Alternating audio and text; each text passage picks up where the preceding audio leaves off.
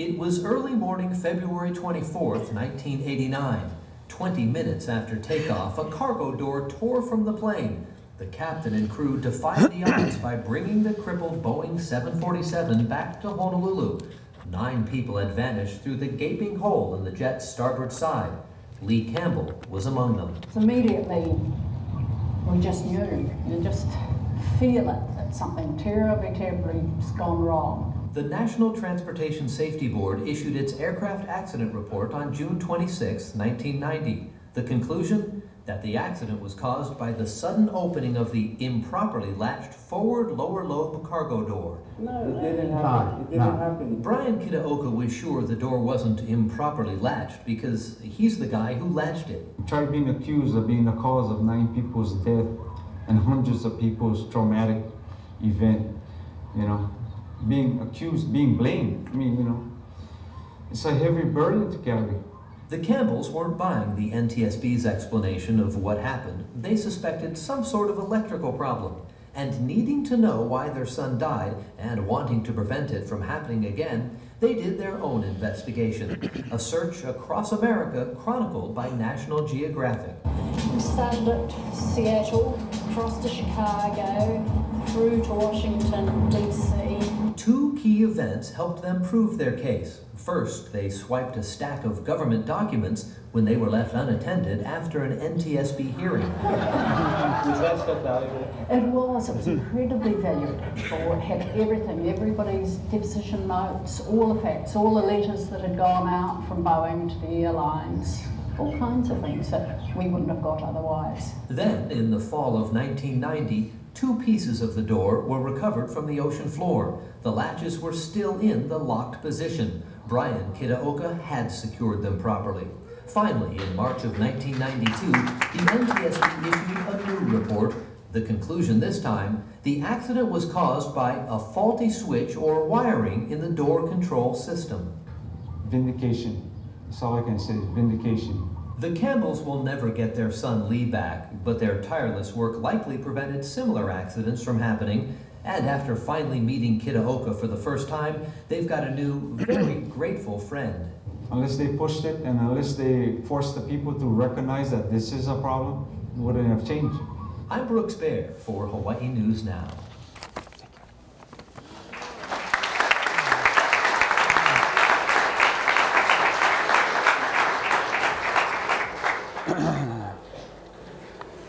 In the excuse me, in the news report, it states that the NTSB had changed their finding in 1992. Problem with that was nobody told me. Neither did the airlines, the FAA, the NTSB. Nobody told me that they changed their findings. So as far as I understood, it was still my fault. So I carried on with life. At that time, I was involved in getting my pilot's license in helicopters, so I poured all my energies into that. And in 2000, I started my own company. Oh, thank you. It was called Genesis Aviation, and we're a helicopter company. We provided aerial footage for KHNL. At that time, we were called Chopper 8. So, you know, I poured all my energies into that, and 2007. Excuse me, 2007, during one of my physical exams, doctors noticed a little abnormal blip in my EKG. They told me that I had 3 of my heart arteries were better than 85% blocked, which meant that he said that if I had a heart attack, I probably wouldn't have survived. So I had to go through surgery. They had diagnosed it and said that maybe stents would help open up the blood flow. During the procedure, they discovered that stents was not going to help because they couldn't get the stents in there. The blockage was so bad. So he said I'd have to go through a triple bypass, open heart surgery. So I went through the open heart surgery. I remember laying on a table before the surgery and watching the anesthesiologist inject the anesthesia into me before the surgery. And I remember saying a prayer. I said, God, do your will, but please, I ask if you can just help me survive this and carry on so I can provide for my family. Okay, and that's the last thing I remember. I woke up and I made it through the surgery. Just day before I was supposed to be released from the hospital, doing one of my blood tests, the doctors discovered that I had my blood platelets. Platelets are things in your blood that is responsible for clotting your blood whenever you have a cut or anything like that. My platelet count had dropped so low that they held me back. You see, a normal, healthy person has platelet counts anywhere from 100,000 to 350,000. Mine was down to 13,000 and dropping. And, you know, I always say that being the victim or the patient doing these things are the easy part. The hard part is the relatives or the family that have to hear the stories from the doctors, because they're the ones that have to deal with the possibilities. You know, doctors had told Debbie that they weren't sure what was causing it, and they weren't sure if I was going to be able to survive. You know, they said that they might lose me. So they had recommended a procedure known as plasmapheresis, which is similar like dialysis. They input new platelets into my system, and hopefully my body will retain it. And that started to work, so I had to stay on a machine similar like dialysis for 5 hours a day for the next 5 days, as my platelet count started going up and up. Needless to say, excuse me.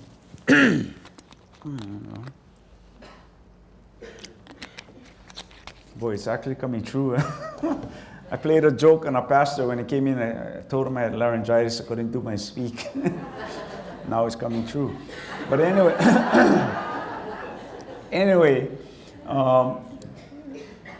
when I started doing the plasmapheresis, but doctors had called Debbie in and says, you know, we're not really sure what's going on, but we want to try this procedure in the hopes that maybe my platelet count will rise. Later on, they diagnosed it as TTP, which is a condition that kills off all your platelets, and you know, it was a very rare blood disease. In the last 25 years, only 3 people were diagnosed with having this condition. 2 out of 3 died. You know, so it was very serious. And you know, Debbie had to listen to this. You know, but me, I'm in La La Land. You know, I'm laying on my back, nice air-conditioned room. You know, I'm just telling her I want to go home, and she goes, no, no, no, not yet, not yet. So anyway, you know, she always gave me these scriptures to stand on. When I went through my triple bypass, it was from Jeremiah 29:11. For I know the plans I have for you, declares the Lord, plans to prosper you and not to harm you, plans to give you a hope and a future. You will seek me with all your heart, you will find me, and I will bring you back from place of exile. You know, and I stood on that prayers, and I kept repeating it over and over again, because now I had lost my career as a pilot.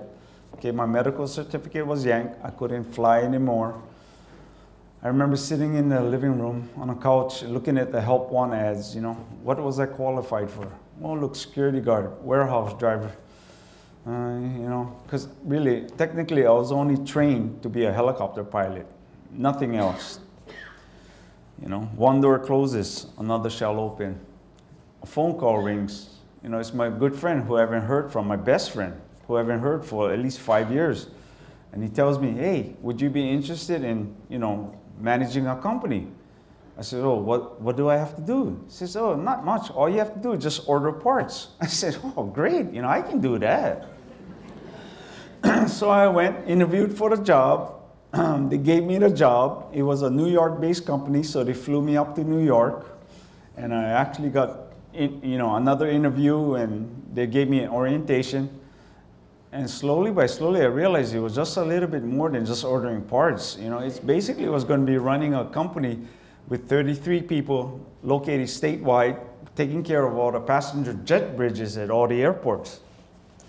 You know, doing the maintenance, and it was a state contract. It was a $3 million a year contract. You know, so thoughts of, you know, just ordering parts kept going through my head, you know.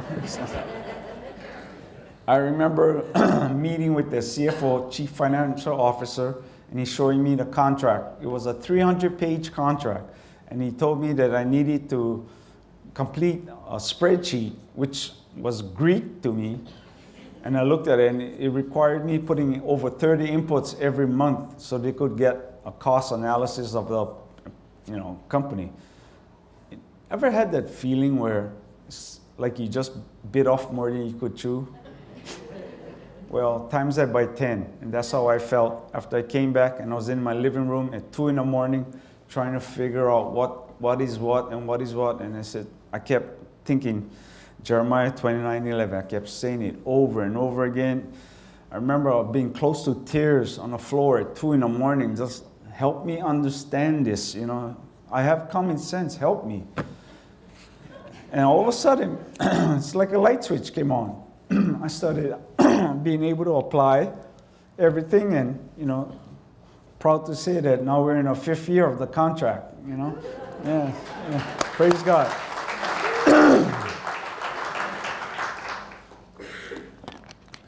Debbie also provided this passage for me.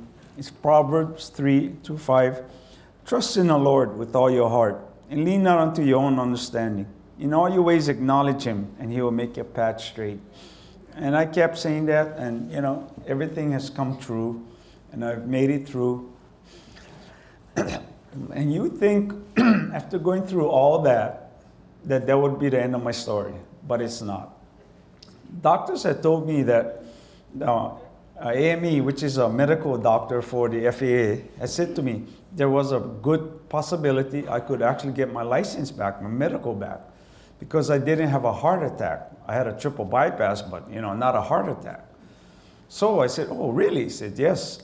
So I had 3 stents implanted into my heart to increase the blood flow in one of my bypass arteries. And I started working out. I had it on a treadmill, 1 hour a day.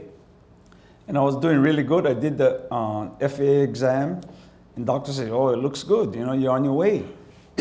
One night, while on the treadmill, I started developing this terrible headache. Terrible headache. And so bad that I just knew something was wrong. I told Debbie, I says, you have to take me to the hospital. I don't feel good. Come to find out, I was having a brain hemorrhage. Yes, and this brain hemorrhage put me in a coma for 4 days. Doctors had called Debbie and Sunny and they said, spend time with me because they didn't think I was going to make it. Well, I made it. Yeah, amen. I stayed in Queens ICU for 3 weeks, and then I had to spend 4 weeks in a Core-Kidney Rehab Center. Okay, I had to relearn everything. When I left Core-Kidney Rehab, I was still in a wheelchair. I couldn't walk, and again, thoughts of, how am I going to provide for my wife, my daughter. My daughter was going to college. What's going to happen now? All these things kept going through my head. And Debbie, again, she wrote this passage and kept it taped behind my bed above my head. And she put my name in it. It says, Brian. It comes from Isaiah 41:10-13. Brian, you are my servant. I have chosen you and not rejected you. So do not fear, I am with you.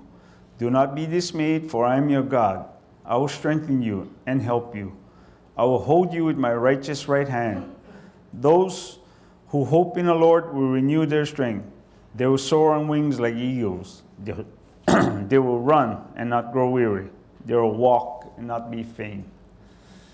Folks, I kept saying it over and over again. I was released from the rehab hospital in a wheelchair. I couldn't walk, So my therapy's up. I had to endure 5 months of hard therapy at home. I was able to start walking again, and eventually started being able to take up the love of, of golf again. And, nowadays a lot of people ask me, say, so how well have I recovered from my brain hemorrhage? And I always use my golf game as a gauge for them to decide for themselves, right? And I tell them that nowadays that when I stand on a tee box and I hit the ball as best as I can, I still hit the same houses I did before the hemorrhage. You be the judge. People may ask, how is it that after all we've gone through, that I can be thankful to God? You know, guilt-ridden for 22 years over the deaths of 9 people. See, I didn't, I had mentioned that nobody had told me about the revised NTSB report. In 2009, for the 20th anniversary of the accident, there was this burning desire for me to get in contact with Kevin and Susan Campbell. So I went on the internet and I got hold of them. And I spoke to the husband, Kevin, first. And Kevin says, "Excuse me, is this Kevin Campbell?" He goes, "Yes." "Is this Kevin Campbell married to Susan Campbell?" And he says, "Yes." "Who is this?" He says, "Oh, you may not know me, but my name is Brian Kitaoka." And he just shouted, he said, "Hold on, I know you." And I could hear him saying, "Pick up the phone, pick up the phone," to his wife. His wife was saying, "Who's that?" "It's him, it's Brian." So she picked up the phone and we started talking. Come to find out that they had always wanted to meet me, but the company had not allowed it. They had said that I had moved to San Diego. Okay, you know, that was just in a way to protect me too, because you know there might have been some family members that may have tried to come and get me, you know, because of the NTSB report. It was during those conversations, and later on we met in 2011, but it was during those conversations that I found out that the NTSB had changed their findings in 1992, you know. So I had carried on the guilt for 23 years, needlessly. But I tell you what, God is good. The truth came out. You know, you have to realize that God played a big part in the truth being told on that. For one thing, they found a door, pieces of a door, 17,000 feet of water, and they're able to recover it. 2, parents, Kevin and Susan Campbell, were a type of people that didn't take the federal report for what it was worth, you know, because they could have been the type of parents that would have said, "Oh, okay, well, you know, that's a professional saying it must be true then, that he didn't close the door well." But they weren't. They wanted to find the truth.